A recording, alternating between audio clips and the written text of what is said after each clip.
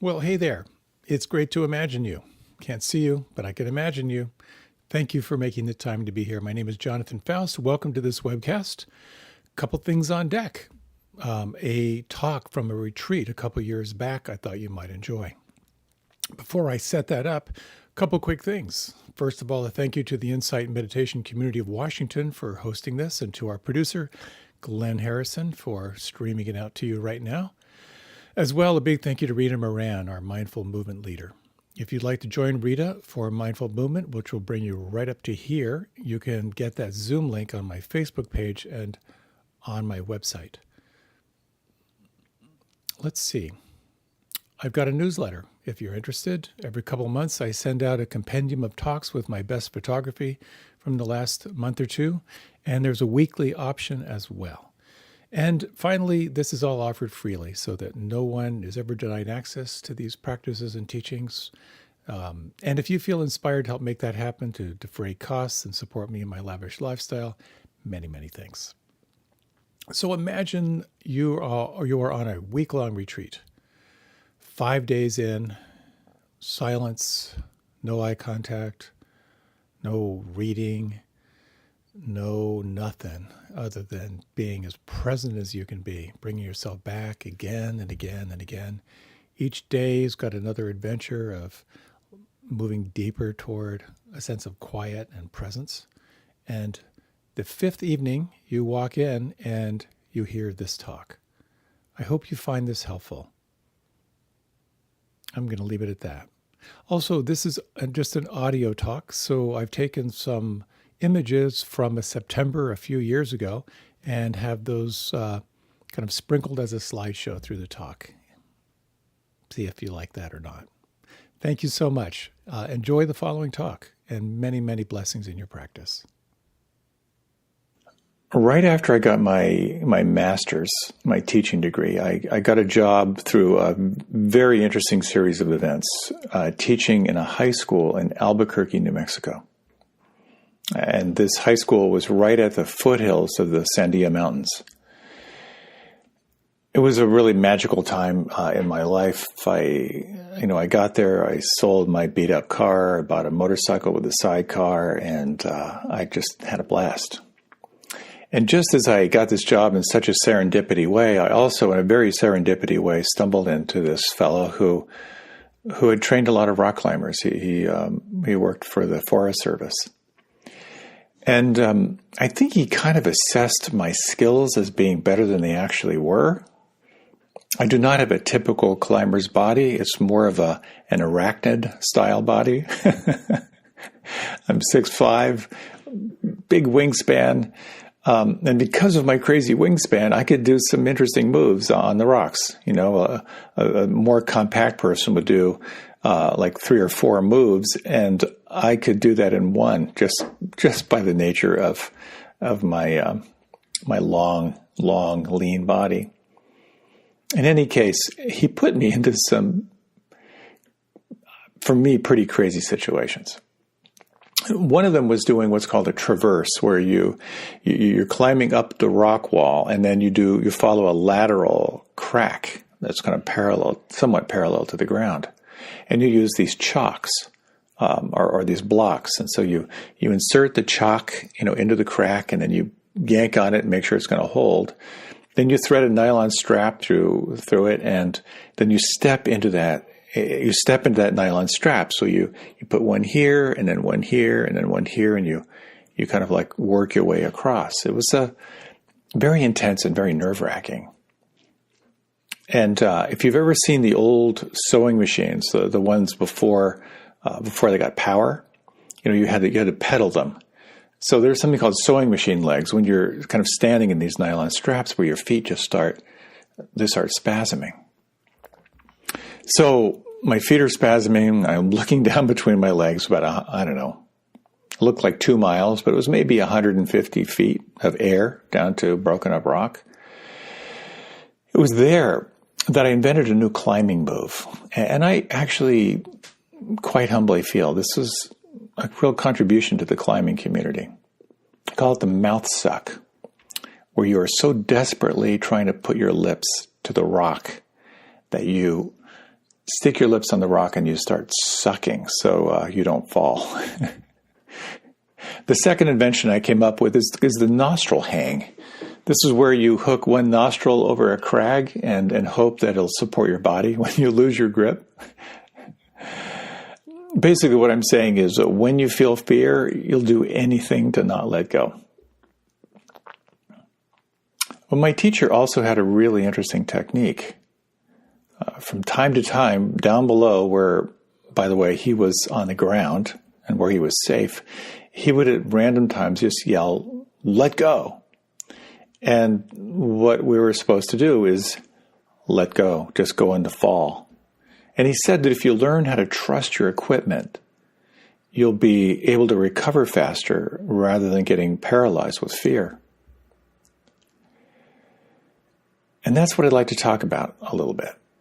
One of my favorite topics, how to let go, which is a deeply integral part of this practice. So what I'd like to talk about is how the degree to which you're holding on determines the degree of your suffering, how your intention to let go, just the intention, can begin to open up new possibilities and new doorways, and how, and this is really critical, I feel, is when you inquire into letting go, sometimes it feels a lot worse before it feels better. And then some thoughts on really letting go. What does letting go have to do with awakening and enlightenment?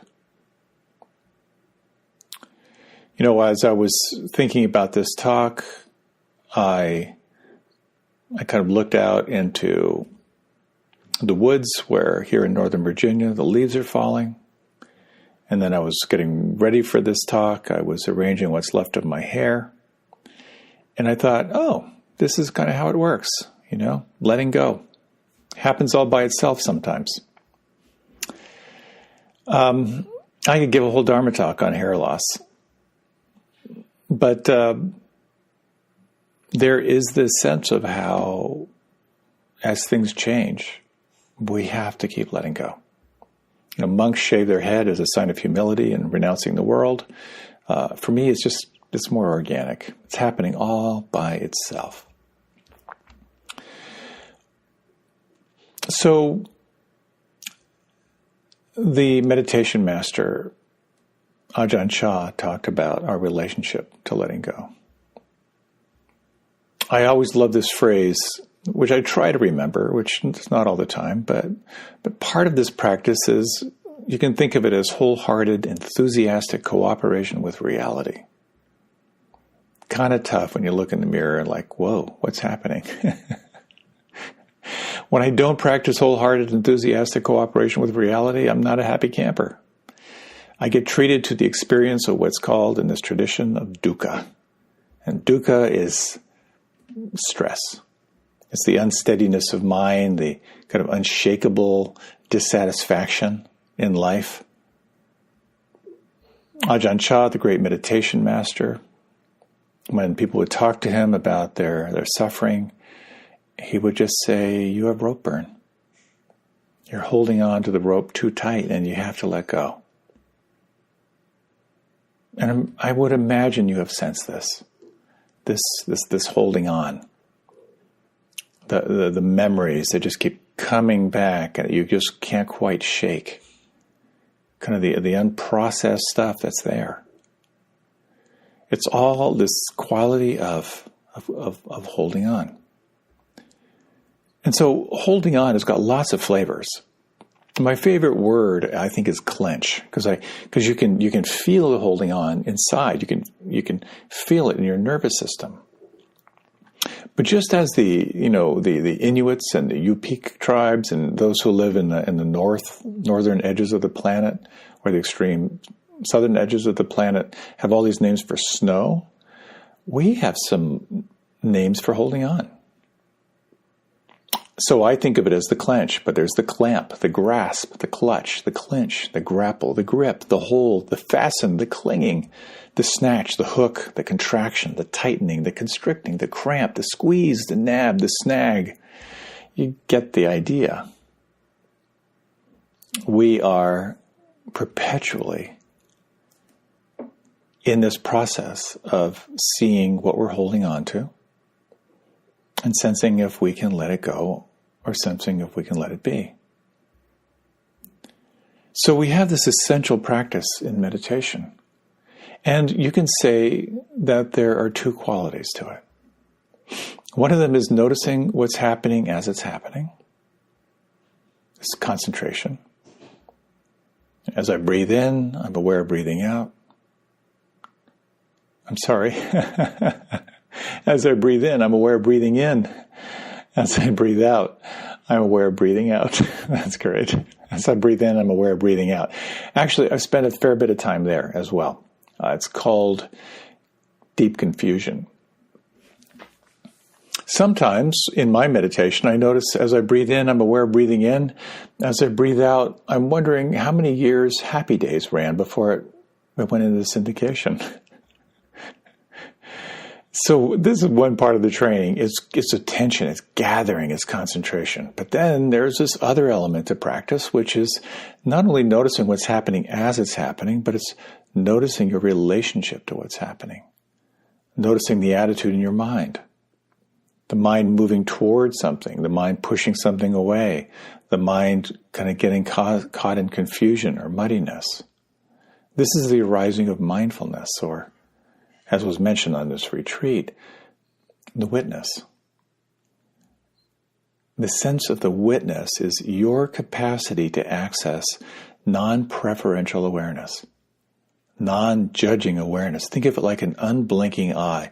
It's taking in everything, 360 degrees, inner and outer, without judgment. This is what begins to arise in our practice, and it arises when you begin to feel that clench and the whole response to that clench. I always think of this as riding a wave.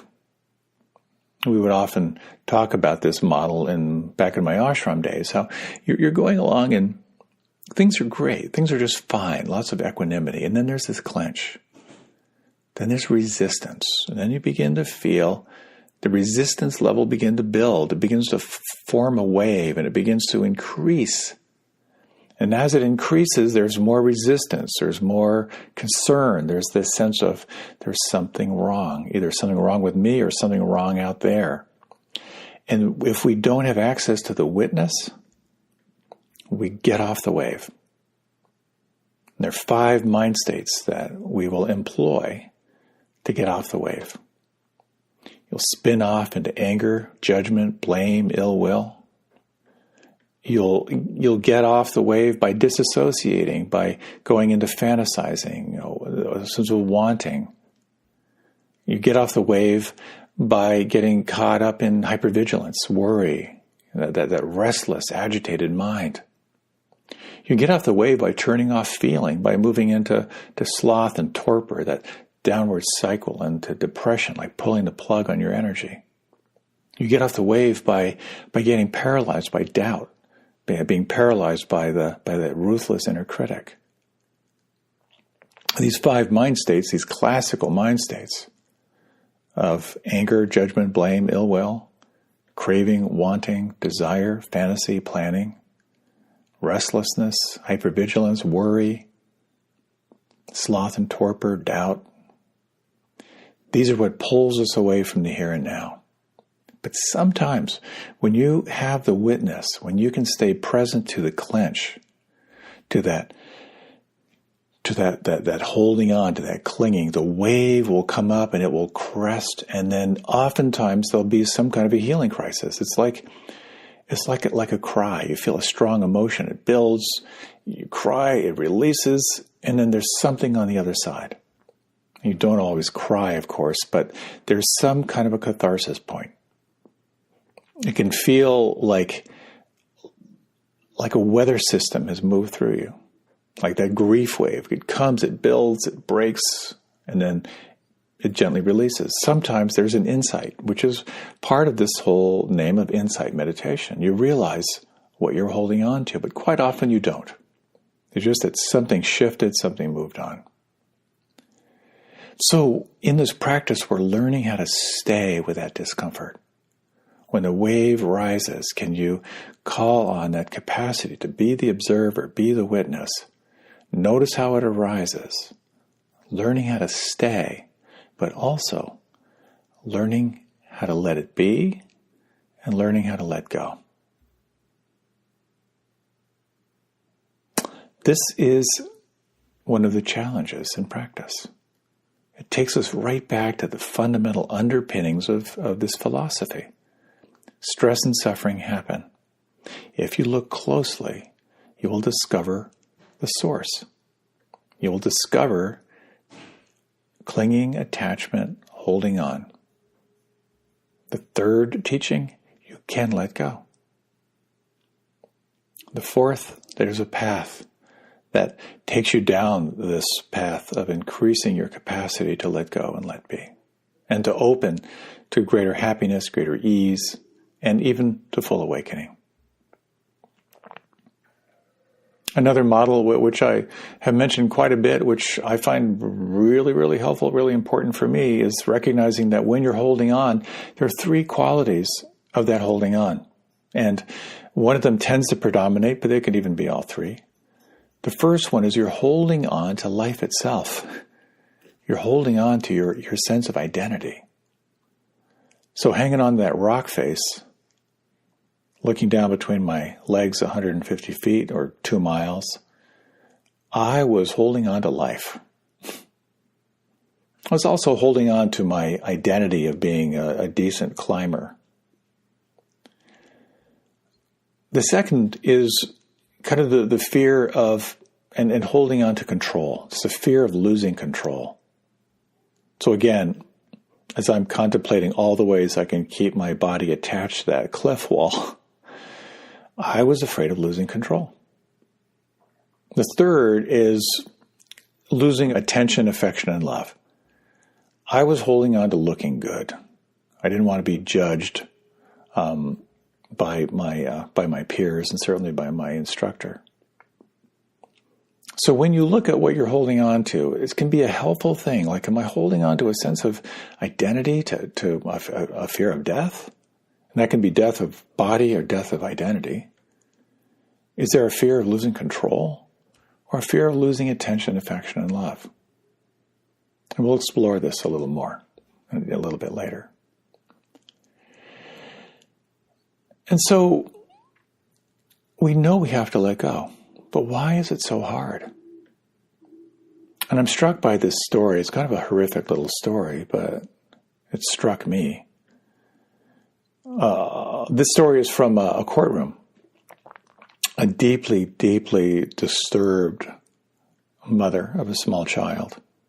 It's horribly, physically and emotionally abusive to this very, very small child. And it's determined that for this child's protection, it needs to be taken away for its own safety and well-being. And as the child is being taken from the mother, this child is crying out for its mother, even though it had been seriously harmed. We are attached to the familiar, and we are terrified of the unknown.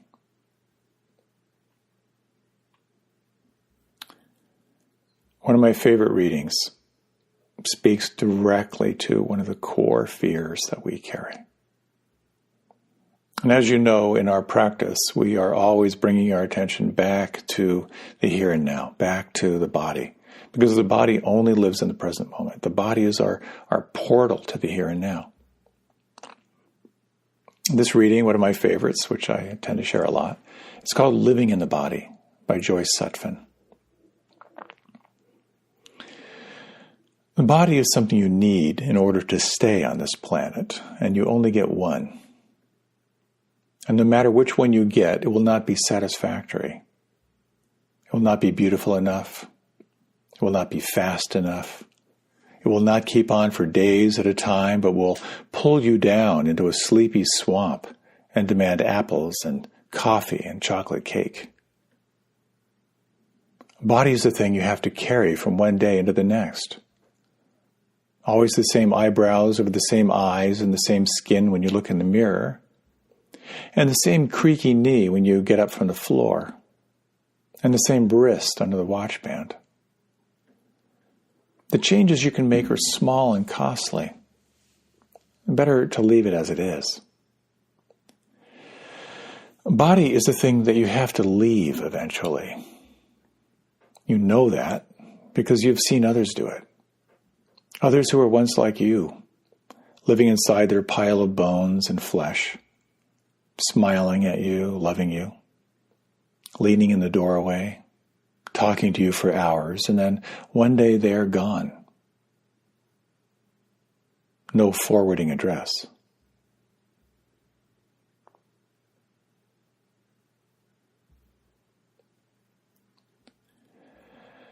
I think this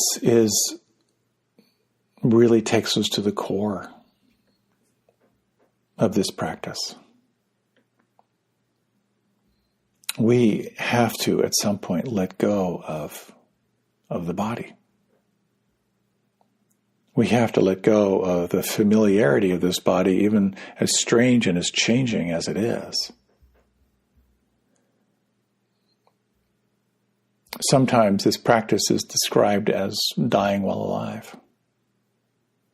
And one of the ways you can train yourself to this sense of letting go and letting be is to focus on what the teacher Shinzen Young talks about as noticing the micro endings, noticing the little things as they fall away. And I'd like to offer a little practice here.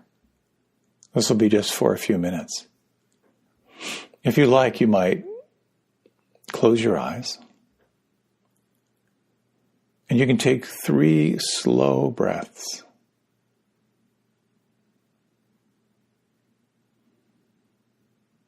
And notice if you would, primarily focusing on bringing your attention to the exhalation.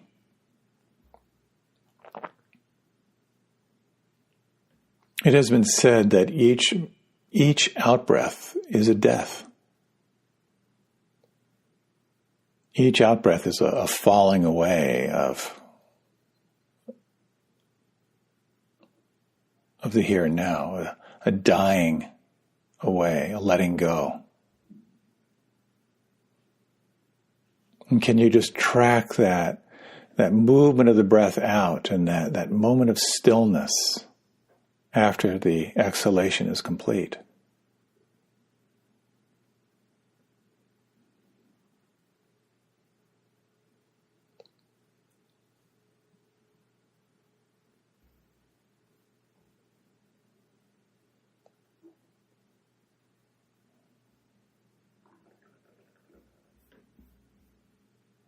You might also feel the in-breath, how the in-breath is an arriving into a brand new moment. The out-breath, a letting go. And again, just sensing the falling away of the breath inside.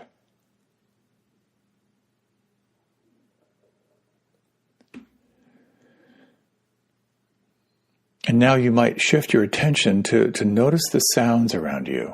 Notice 360 degrees.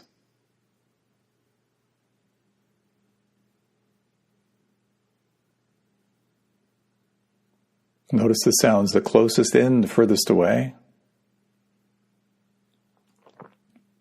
And allow yourself to explore this question. When you open to sounds,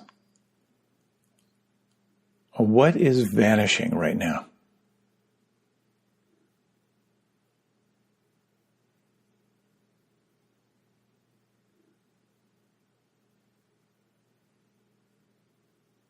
And can you sense these micro endings?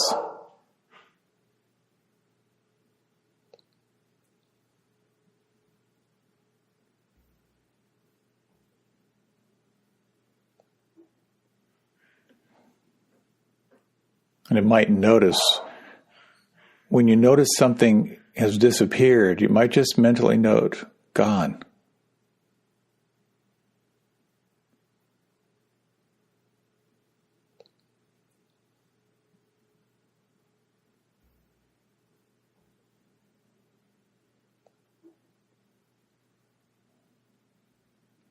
Now, if you like, you might deepen your breath.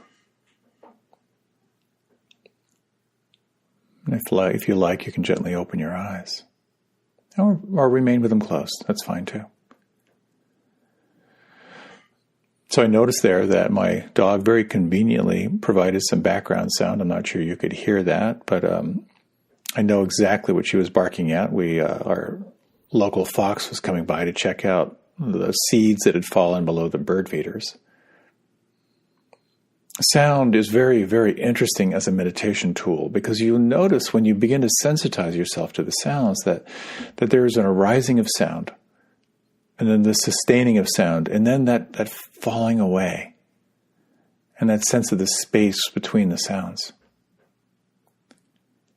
Noticing the micro endings in your experience.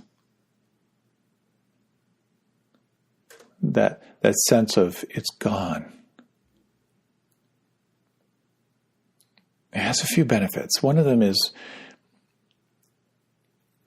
it can sharpen your concentration in a really unique, interesting way.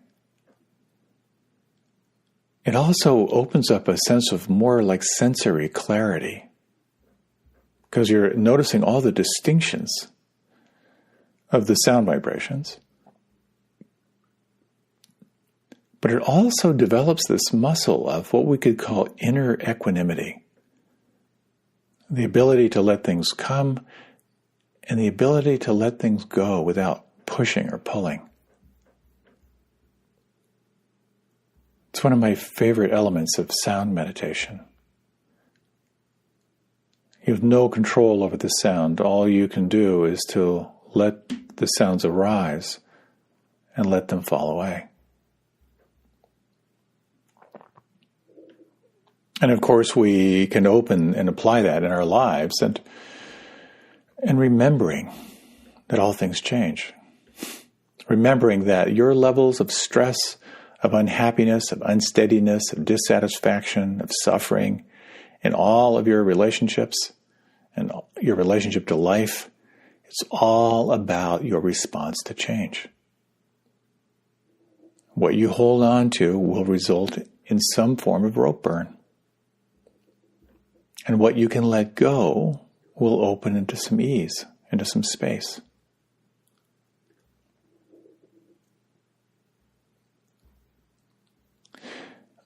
And what happens when you begin to incline your awareness toward letting go? Well, I'll just tell you a little story here. A few weeks ago, I was making coffee with my AeroPress coffee maker. I'm a bit of a geek here.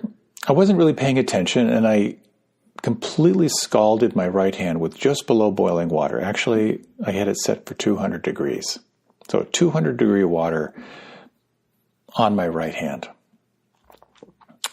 When it happened, I immediately ran cold water over it. I put ice on it. And then I drew on my training, raised as a dominant culture, American, blue-eyed male. I ignored it. And then after ignoring it for a while, and the pain was so strong, it was very, very intense, I thought I'd shift tactics. And over the years, I've had a lot of training in hands-on healing. I've learned a lot of different modalities. And one of the modalities I learned was Reiki. My mother was a Reiki master and really wanted me to learn Reiki, so I kind of learned Reiki. And Reiki is interesting. You know, the way I think of it is it's a way of tuning into universal energy and then using it in the name of healing. I really see it as, if you're familiar with the Buddhist metta practice or loving kindness practice, it really is an expression of metta, of loving kindness. It's about tuning into the immeasurable qualities of kindness, compassion, love, and then kind of applying it, directing it toward a specific area of discomfort. So I've worked a lot with pain in my own body, but also with others. And one thing I've noticed about the healing response is that it usually feels worse before it feels better. And so I put my left hand over my right hand, and I kind of opened up to universal energy, and Reiki has a whole system. It's basically just a way of like using anchors inside to help you kind of open to it. So I add my own way of kind of like opening to universal healing energy, and then I just turn my attention to the energetic presence in my right hand. And pretty quickly, there was a flaring of sensation. And I could really feel very intimately the traumatic insult to the tissue in my right hand. It was kind of hot and angry. And from that place of the witness, from that seat of like the healer, where you hold the space and you allow things to shift, I watched it intensify. It got way worse. It was just like screaming in rage. And here I was very grateful for my practice, not only in meditation, but kind of in the healing arts, and for the countless sessions I had done. Because I know when we turn to the pain, when we hold space for it, it will often respond. It'll often begin to express itself fully. And if we can ride that wave as that pain fully expresses itself, it's going to feel more whole. We can give it room to speak. And then if I can track it, it's going to move and shift and change. And that's kind of what happened. It flared, it screamed, it did all its stuff, and then it began to settle. Did this expedite the healing? Who knows? But I kind of feel it did. and I feel that's generally a very, very helpful thing. Because when you release that resistance, when you release what's holding on around it, then the energy is free to flow, and I'll talk about that in a moment. In this practice of RAIN, and if you're not familiar with this model, the R is to recognize what's presenting. The A is to inquire if you can allow it, if you can make room for it, and sometimes you can't. But when you can, then you turn your attention to actively investigating what's here. Investigating it somatically, also investigating it through the level of like thoughts and beliefs. Naming what's present, and then calling on some form of nurturing, the N of nurturing, some form of loving presence. And then kind of like resting in what shifts afterward. So a question for you, and we'll do a little Zen Pop quiz here. If you like, you can close your eyes. You might take 3 slow, deep breaths. And if you like, let your attention begin to move toward something in your life some issue in your life that feels kind of sticky. Somewhere where you maybe have a complaint or some hurt. And probably best not to choose your most intense issue, but something a little milder that you can kind of get a sense in this inquiry. And when you have a sense of what this might be, again, just anything between you and feeling good, you might inquire, can you name it? Can you name it in a word or two?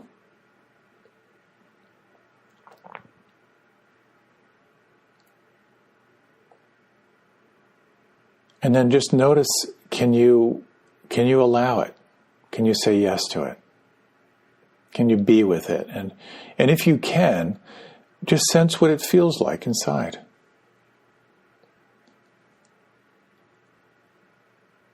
It may feel like a relief of some kind. It might feel like an upwelling of it feeling more intense, maybe a little worse. And can you give it permission to move? And you might just take the next few moments to just sort of track how this might move or shift or change.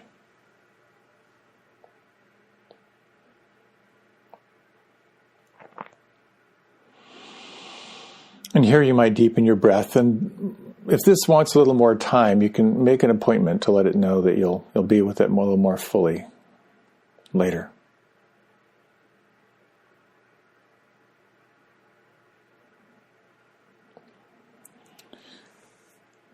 In our retreat, one of my beloved friends, Conda Mason, talked about many years ago when she came to the Kripalu Yoga ashram where I lived. And she went through a very, very powerful healing in her discovery of opening to energy and feeling. And I wanted to talk a little bit about what is that response, that inner response when we make room for discomfort.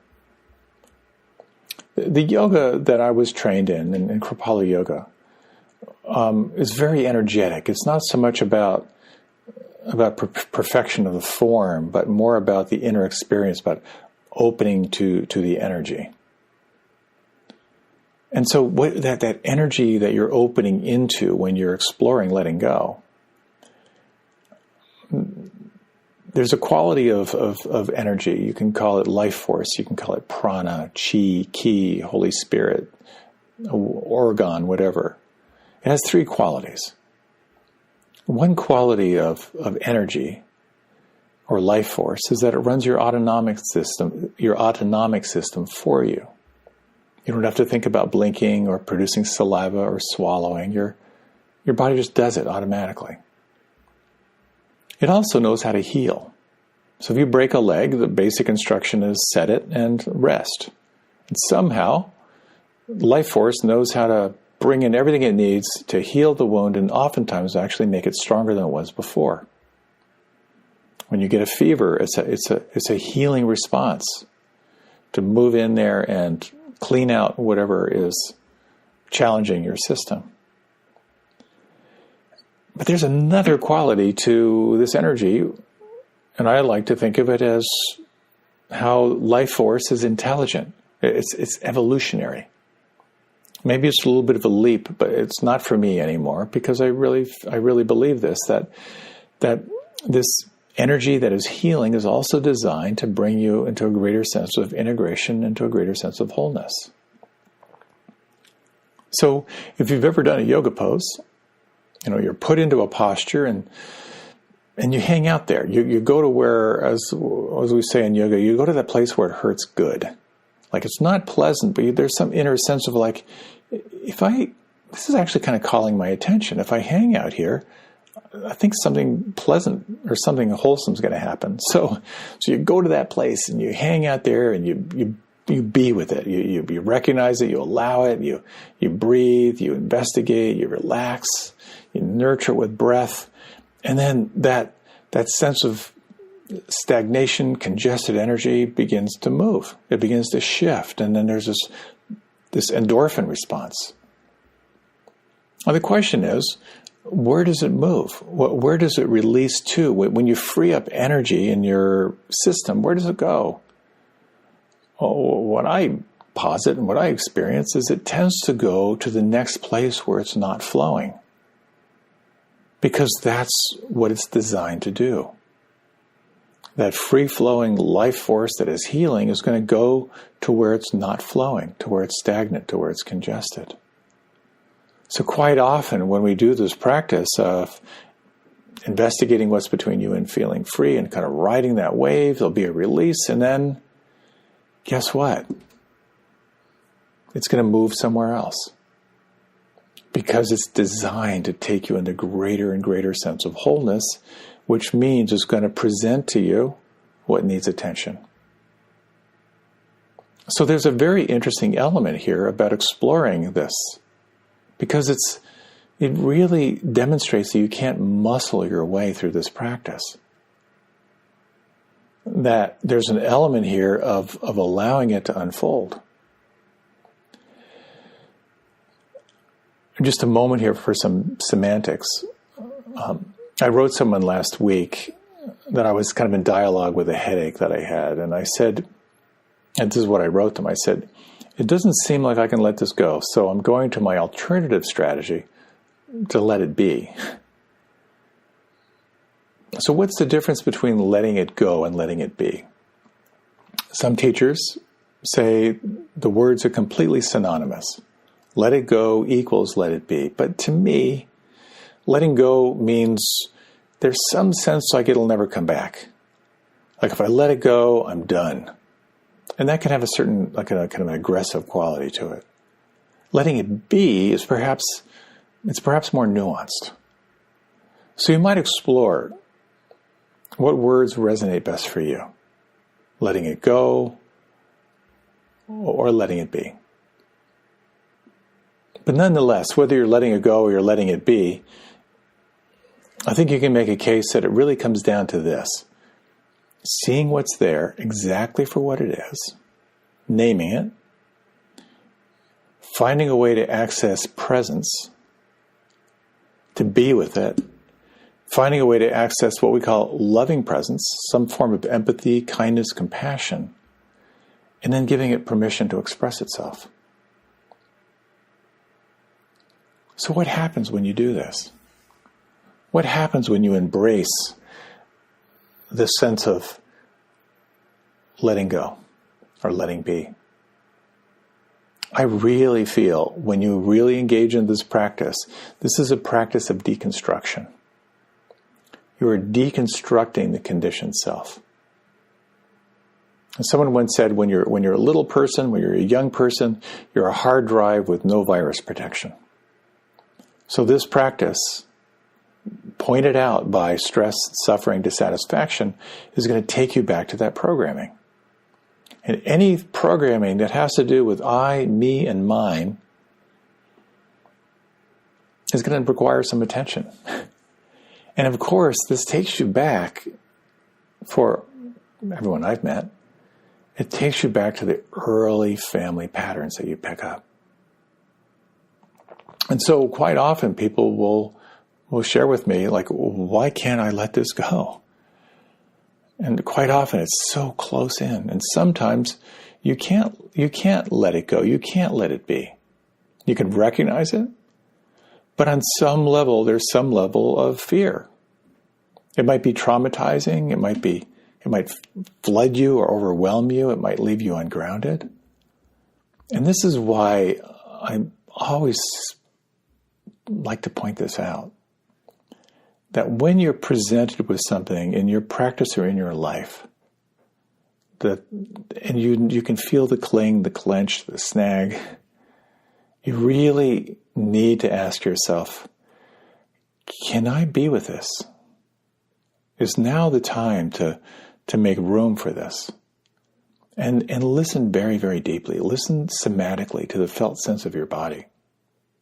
Because I really feel that innate, intelligent, and evolutionary energy you access when you ask that question, it's going to give you some signals. And you have to interpret those signals. And you may get a sense of, not now. It's not right. Sometimes I notice that when I just sort of, okay, can I be with it? I have this feeling of like, just asking the question invoked a little trust into the moment. And I get a sense of like, let's go on for a little bit longer. But it's so important to really listen, whether it feels okay. Because otherwise you're forcing. And so another thing is sometimes you can't let it go. Sometimes you don't want to let it go. Sometimes you don't want to let go of all of it. So I was doing some investigation with someone and they were like, oh, here's this issue. And it's all about I'm so anxious. I'm so hypervigilant. I'm just so worried all the time. And I want to let it go, but I can't. So we kind of got in contact with somatically. And I said, well, so would you want to let it all go? Long pause. And he said, no. I said, I want to keep about 20%. So that I have that 20% that's looking out for me. And I love that. When it comes to worry, restlessness, all that, there's a function of worry which is really healthy. Because it's scanning for what might kill you. And when it's out of control, when it's running the show, it's horrible. But when you got that 20%, that's an ally, what a different world. Sometimes you might notice that what you're holding on to, you can feel it, but if you really trace it back, you might notice that it's tied into a persistent thought, are really a persistent belief. And quite often, and it takes time, oftentimes, to kind of drill down there, like, what am I believing here at the very, very core? It's often tied into some form of not enough, not worthy, not good enough. And there's a very powerful inquiry when you're really in touch with it, the kind of those somatic tendrils of how that belief lives in your nervous system. You can ask yourself, who are you without this thought? And then listen. Sometimes it can be quite dramatic. Sometimes there's a relief. Sometimes there's a glimpse. More than one time, when I've been with someone, I've asked them, and they actually fell out of their chair. It was so disorienting. Because we believe those beliefs, that early programming. So it's very interesting to ask yourself, to explore like these micro endings, the sense of like, of falling away, this possibility of letting go, of letting be. I've talked quite often about this system I love that explores letting go, letting be through questions. And you might, again, Zen pop quiz, you can close your eyes. Bring in the mind something you kind of feel you're holding on to right now. Something you just feel little attachment to. It can be really, really small. I'm going to offer these questions, and I'll offer the substituting let it go and let it be. So taking 3 breaths, just notice something you're holding on to.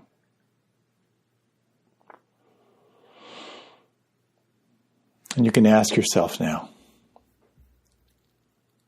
could you let this go right now? Or could you let this be right now?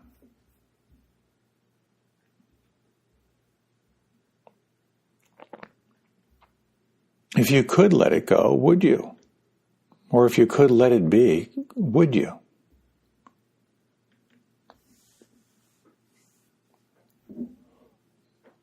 And when would you let it go? When would you let it be?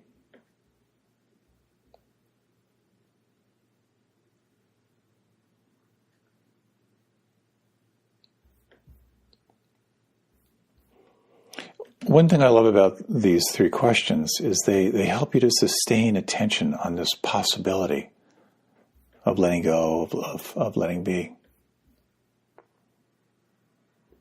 So sometimes we know we want to let go, we can't. When you investigate, why not? Sometimes it's something you want to keep. Sometimes you're not ready to. Sometimes it's too traumatizing. Sometimes you might need support in letting go. But there's also an element of how letting go is organic. You know, when you're a kid, you got a favorite toy, and then one day you kind of grow out of it. And certainly many people notice when you begin a meditation practice, your life begins to shift. There are things that you enjoy that you may not enjoy as much. And I think this sense of letting go needs to be done gently. So we can let go of our issues, we can let go of what we're holding on to in daily life. But what does letting go have to do with awakening or enlightenment? I'm looking at the time, and I only have a few minutes here, but this is fascinating stuff to me. If you're doing concentration practice, you're focusing your attention on an object.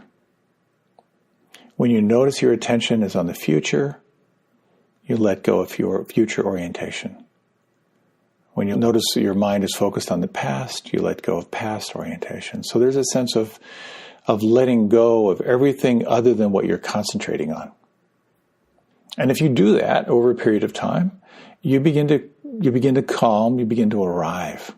You begin to kind of sense this witness. When you focus your attention on this broad awareness, when you focus your attention on the witness or mindfulness, you're taking the seat of non-preferential awareness. And here, when you notice moving toward pleasant, moving away from unpleasant, you let go of that movement of the mind.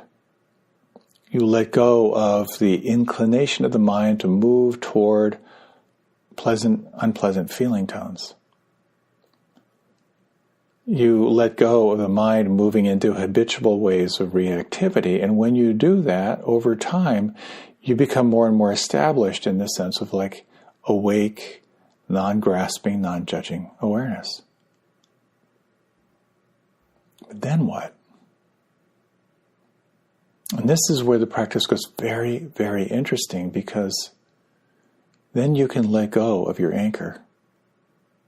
And you can begin to turn your attention to what Sri Nisargadatta calls the light behind the witness.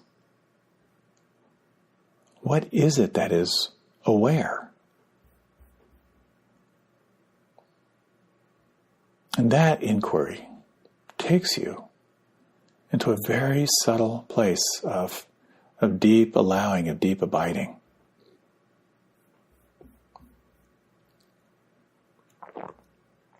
There's more to say on this. I didn't get fully through the talk that I wanted to. What I would like to do in our remaining minutes is to share with you some instructions from Ajahn Chah, who is one of the inspirations, kind of founding teachers in this tradition of insight meditation. He talks a little bit about when you embrace the sense of letting go. So if you like, you can close your eyes. You might take 3 slow, full breaths, and as I share these instructions, just imagine these coming from Ajahn Chah, who taught many, many years ago in such simple but profound language.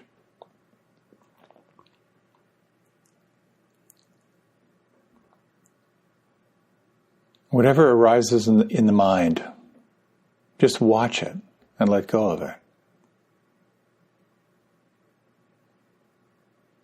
Don't even wish to be rid of thoughts. Then the mind will return to its natural state. No discriminating between good and bad, hot and cold, fast and slow. No me and no you.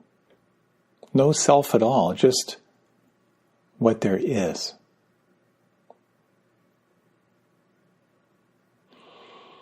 When you walk, there's no need to do anything special. You simply walk and see what is there. No need to cling to isolation or seclusion. Wherever you are, know yourself by being natural and watching. If doubts arise, watch them come and watch them go. It's very simple. Hold on to nothing.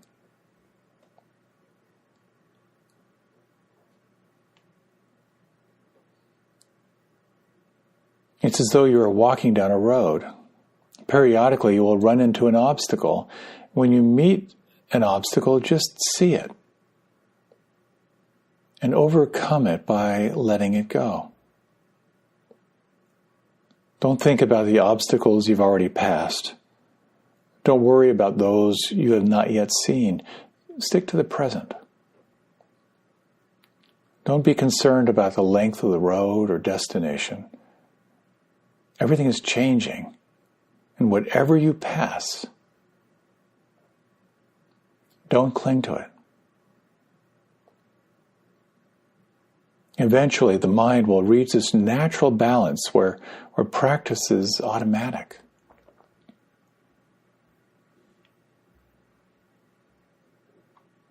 All things will come and go of themselves.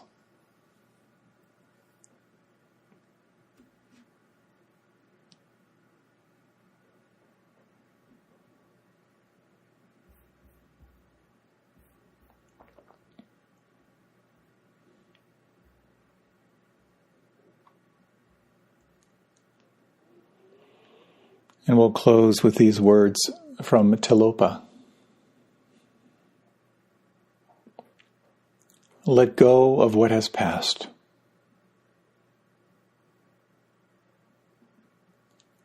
Let go of what may come.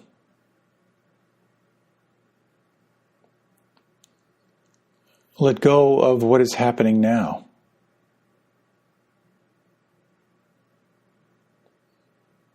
Don't try to figure anything out.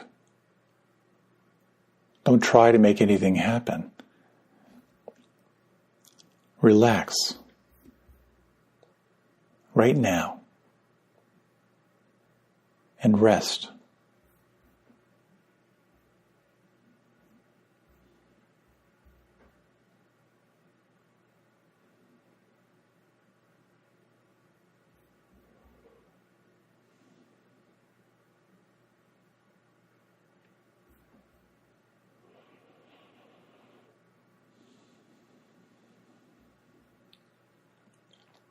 As you're ready, you can gently deepen your breath.